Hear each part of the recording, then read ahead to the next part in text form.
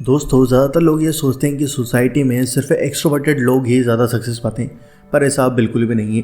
दोस्तों, सोसाइटी ने हमेशा ही इंट्रोवर्ट लोगों को अंडर एस्टिमेट किया है, लेकिन उनके अंदर का जो टैलेंट होता है ना, वो बहुत ही कम लोग देख पाते हैं। तो दोस्तों, आज हम आपको इस वीडियो के अंदर बताएंगे एक बुक के बारे में जिसका नाम है क्वाइट। दोस्तों, इंट्रोवर्ट लोगों ने अपने टैलेंट से अपना लोहा मनवाया है। इंट्रोवर्ट लोगों की बहुत बड़ी स्पेशलिटी यह होती है कि यह लोग एक्सट्रोवर्ट के एक कदम अपोजिट चुपचाप अपना काम करते रहते हैं और इंट्रोवर्ट लोगों को लाइमलाइट में रहने का बिल्कुल भी शौक नहीं होता है। दोस्तों, इंट्रोवर्ट लोग जो होते हैं वो बिल्कुल भी एंटी सोशल नहीं होते हैं। उन्हें लोगों के साथ घूमना फिरना पसंद होता है, मगर एक्सट्रोवर्ट से थोड़ा डिफरेंट तरीके से। आप अगर इंट्रोवर्ट हो तो इस वीडियो को पूरा जरूर देखना, या फिर आपके फ्रेंड में कोई इंट्रोवर्ट है तो भी आप इस वीडियो को पूरा जरूर देखना, ताकि आप इस वीडियो को देखकर और बेटर ढंग से उन लोगों को समझ सकें और उनके अंदर छुपे टैलेंट को बाहर आने में हेल्प कर सकें। तो वीडियो को शेयर जरूर करो और वीडियो को लाइक कर दो। चैनल पर नए हो तो सब्सक्राइब करके बेल आइकन जरूर दबा देना। आइए दोस्तों, जानते हैं। इस किताब का नाम है क्वाइट और इस किताब को लिखा है सुजैन केन ने।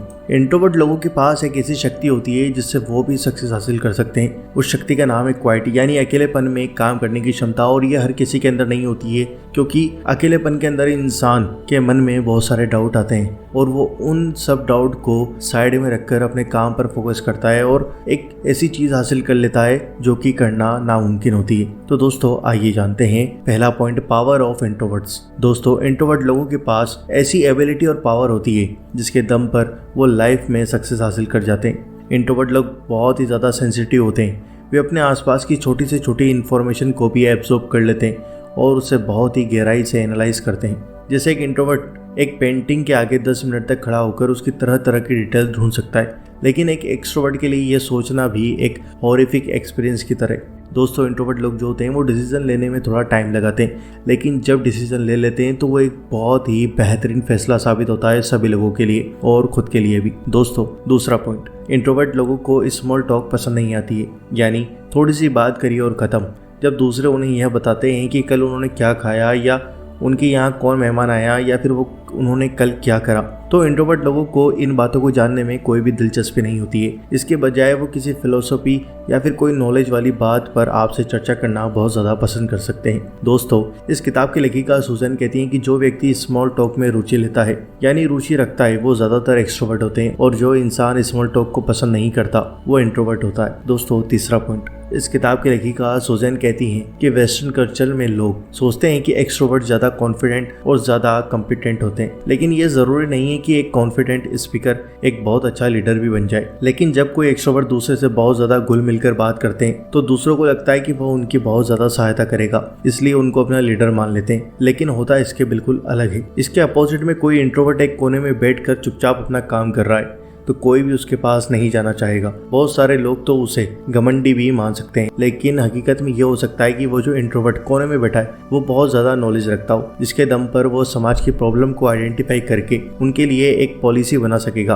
और सच में अच्छा लीडर तो वही होता है जो अच्छी पॉलिसी बनाए, न कि सिर्फ लोगों से घुल मिलकर झूठे वादे करता रहे और उनको बेवकूफ बनाता रहे। दोस्तों, फोर्थ पॉइंट, लोगों ने यह स्टीरियोटाइप बना रखा है कि अगर आप एक्सट्रोवर्ट हैं तो आप ज्यादा सफल हो जाएंगे, आपके अंदर ज्यादा कॉन्फिडेंट होगा, आप लोगों से ज्यादा अच्छे से बात कर पाएंगे और लोगों का आप पर ज्यादा भरोसा होगा। दोस्तों, हार्वर्ड यूनिवर्सिटी भी अपने ग्रेजुएट स्टूडेंट्स को एक्सट्रोवर्ट बनाने की तरफ ध्यान देती है। वे उनके लिए ग्रुप वर्क, सेमिनार, प्रेजेंटेशन आदि के जरिए उनमें एक्सट्रोवर्शन का ट्रेड डालना चाहती है, लेकिन यह सब इंट्रोवर्ट स्टूडेंट्स को बिल्कुल भी पसंद नहीं आता। उन्हें यह सब बहुत अजीब सा लगता है। इसके बजाय वे क्वाइट में बैठकर सोचना ज्यादा पसंद करते हैं, अपनी लाइफ के बारे में या फिर किसी भी टॉपिक के बारे में। दोस्तों, इसके अपोजिट में अगर आप जापान में जाएं तो वहाँ पर यह सब नहीं है। वहाँ पर स्टूडेंट्स चुपचाप पढ़ाई करते हैं और अपने नोट्स बनाते हैं। बिना पूछे वे किसी से बात करना पसंद नहीं करते। वहाँ पर कोई किसी को एक्सट्रोवर्ट बनने के लिए फोर्स भी नहीं करता। लेकिन इसके बावजूद जापान के लोग बहुत ज्यादा प्रतिभाशाली हैं और जापान एक महाशक्ति देश है। यह सब उन्होंने क्वाइट की शक्ति से हासिल किया है, यानी चुपचाप अकेलेपन में अपना काम करते रहना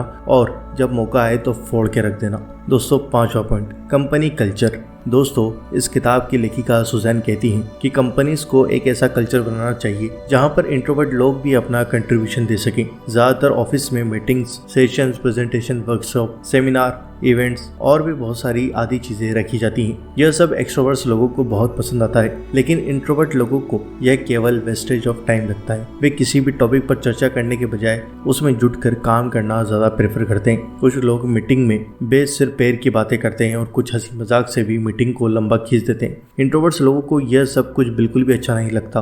वह अकेले में रहकर ज्यादा काम करने का सोचते हैं। दोस्तों, छठा पॉइंट, विजिबिलिटी। दोस्तों, विजिबिलिटी लोगों के लिए एक बहुत बड़ा चैलेंज होता है। बहुत से एक्सट्रोवर्ट लोग हमेशा बॉस के पास जाके चापलूसी करते हैं और उनके तलवे चाटते हैं, उनकी झूठी तारीफ करते हैं और ऐसे इवेंट्स के आइडियाज देते हैं जो होते तो बकवास हैं, लेकिन वे इसे बताते हैं कि मानो बहुत ज़्यादा इंपॉर्टेंट हो। दोस्तों, इंट्रोवर्ट लोग जो होते हैं वो ये सब बिल्कुल भी नहीं करते। वो बड़े से बड़ा काम अकेले करने का दम रखते हैं और किसी से डिस्कस भी नहीं करते। उनकी बॉस के सामने भी कोई विजिबिलिटी नहीं होती। दोस्तों, इसलिए कंपनी में बॉसेस को ध्यान रखना चाहिए कि विजिबिलिटी के बल पर ही लोगों की परफॉर्मेंस को कभी जज न करे और बल्कि सही फीडबैक से ही डिसाइड करे कि कौन सही ढंग से काम कर रहा है और कौन सिर्फ बातें ही बातें कर रहा है। दोस्तों, सातवां पॉइंट, समाज में बहुत सारी बड़ी बड़ी चीजें केवल एक्सट्रोवर्ट लोगों ने हासिल की हैं, ऐसा बिल्कुल भी नहीं है। दोस्तों, ऐसे भी एग्जाम्पल्स मौजूद हैं जहां पर इंट्रोवर्ट लोगों ने दुनिया में अपने कीर्तिमान स्थापित किए हैं और समाज में अपना काफी योगदान दे रखा है। दोस्तों, जैसे विकिपीडिया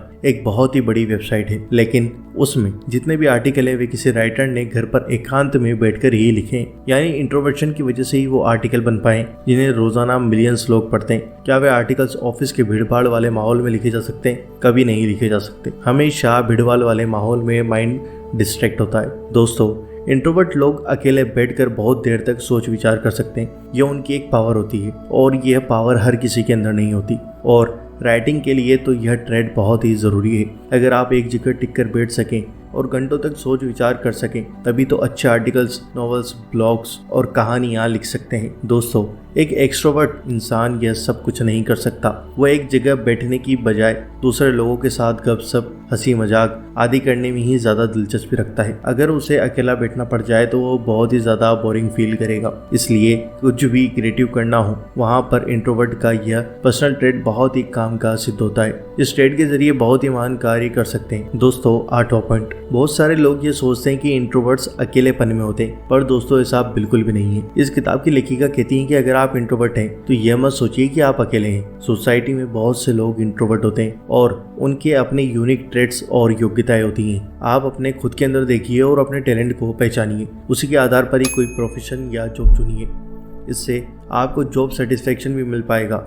आप लाइफ में हमेशा खुश भी रह पाएंगे। दोस्तों, 9 पॉइंट, एम्बीवर्ट। इस किताब की लेखिका सुजैन कहती हैं कि हर इंट्रोवर्ट को कोशिश करनी चाहिए कि वह एम्बीवर्ट बनने की कोशिश करे, यानी अपने अंदर थोड़े बहुत एक्सट्रोवर्ट के गुण लाए। हमेशा मीटिंग और सेमिनार आदि को क्रिटिसाइज न करके उसमें भाग ले और उसमें जो जरूरी बातें हैं उन्हें नोट कर ले। जो चीजें बाकियों को पसंद नहीं है उन्हें न बोले, केवल उनको आराम से सजेशन देते रहें। साथ ही हमेशा सीरियस न रहें, हर चीज में फिलोसॉफी न ढूंढे। लाइफ में एंटरटेनमेंट, हंसी मजाक आदि इन सब चीजों की भी वैल्यू है। इससे स्ट्रेस और डिप्रेशन दूर होता है। इसलिए कोशिश कीजिए और इन चीजों में शामिल होने की कोशिश कीजिए। दोस्तों, 10वां पॉइंट, दोस्तों इस किताब की लेखिका सुजैन एक्सट्रोवर्ट लोगों को भी कुछ एडवाइस देना चाहती हैं और वो कहती हैं कि इंट्रोवर्ट लोगों की मानसिकता को समझे, उन्हें गलत न समझे और उनके इस नेचर के लिए उनको जज न करें। उनको घमंडी बिल्कुल भी न बुलाएं। इंट्रोवर्ट लोग अपने खुद के अंदर रहना ज्यादा पसंद करते हैं। उन्हें ज़्यादा गहराई में सोच विचार करने की आदत होती है। वो बाहर के लोगों की तरफ ज़्यादा ध्यान नहीं देते हैं। जो चीज़ें एक्सट्रोवर्ट को पसंद आती है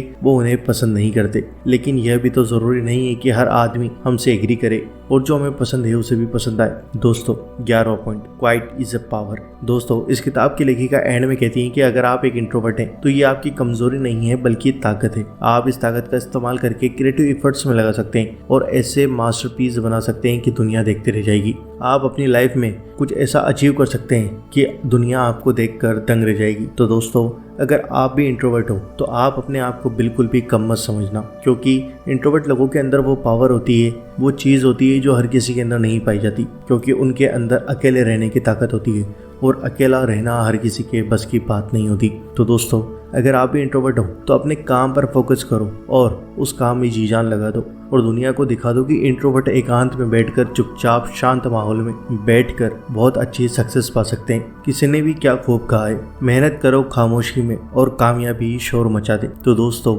ये जो कहावत है ये इंट्रोवर्ट लोगों के ऊपर ही है। दोस्तों मुझे उम्मीद है कि आपको ये वीडियो पसंद आई होगी। इस वीडियो को दिल से लाइक करना, शेयर करना और दोस्तों हमारे चैनल को सब्सक्राइब जरूर करें। हमें आपके सपोर्ट की बहुत ज़रूरत है।